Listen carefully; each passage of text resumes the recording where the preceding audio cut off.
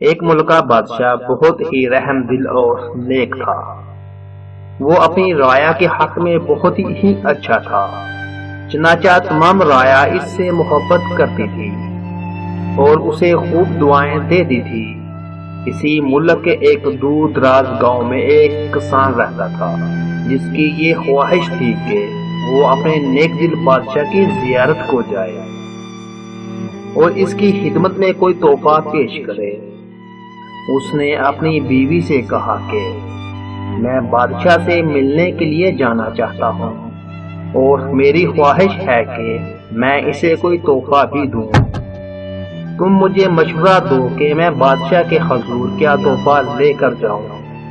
بیوی نے کچھ دیر سوچا اور کہا کہ بادشاہ کے پاس تو ہر چیز ہوگی، ہم اسے کیا تحفہ دے سکتے ہیں؟ ہاں، ہمارے گھر کے پاس بہنے والے چشمے کا پانی بہت ہی میٹھا اور ٹھنڈا ہے اور مجھے یقین ہے کہ ایسا پانی پورے ملک میں کہیں بھی نہیں ہوگا، حتیٰ کہ بادشاہ کے پاس بھی نہیں ہوگا۔ میرا مشورہ ہے کہ تم بادشاہ کے لیے یہ پانی لے جاؤ۔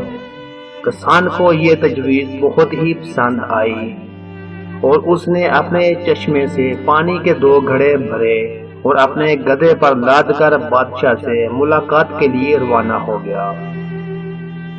کئی ہفتوں کے سفر کے بعد کسان بادشاہ کے محل تک پہنچ گیا اور اس سے ملاقات کی اجازت چاہی۔ اجازت ملنے پر بادشاہ کو تحفہ پیش کیا اور اسے بتایا کہ یہ میرے گاؤں کے چشمے کا پانی ہے اور ایسا میٹھا اور ٹھنڈا پانی آپ کو پورے ملک میں کہیں بھی نہیں ملے گا۔ بادشاہ کے اشارے پر وزیر نے گھڑے کا ڈھکن اٹھایا تو کئی ہفتوں کے سفر کی وجہ سے پانی میں بدبو پیدا ہو گئی تھی۔ وزیر نے بادشاہ کی طرف دیکھا تو بادشاہ نے اسے خاموش رہنے کا اشارہ کیا اور بآواز بلند کہا کہ ہم اس تحفے سے بہت خوش ہوئے اور خزانچی کو حکم دیا کہ اس کسان کے گھڑوں کو سونے سے بھر دیا جائے۔ کسان بہت ہی خوش ہوا۔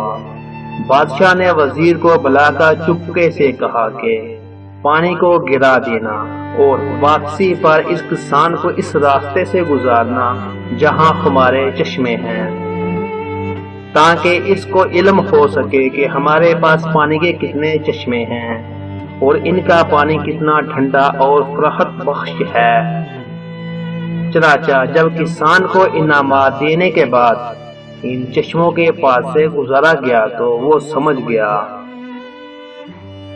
کہ اس کا تحفہ کتنا حقیر تھا، لیکن بادشاہ نے اس کے حقیر تحفے کو بھی قبول کر کے اسے انعام سے نوازا۔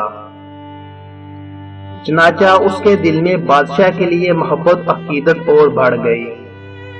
ہماری عبادت کا بھی یہی حال ہے۔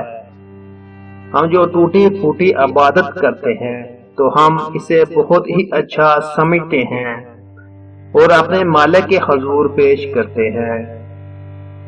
ان عبادتوں کی حقیقت معلوم ہونے کے باوجود وہ مالک نہ صرف ہماری ان عبادتوں کو قبول کرتا ہے بلکہ انعام کے طور پر بیش بہا نعمتوں سے بھی نوازتا ہے، حالانکہ اسے ہماری عبادتوں کی ضرورت نہیں ہے۔ حالانکہ کائنات کی عبادت کے لیے تو اس کے لاکھوں کروڑوں فرشتے ہی کافی ہیں۔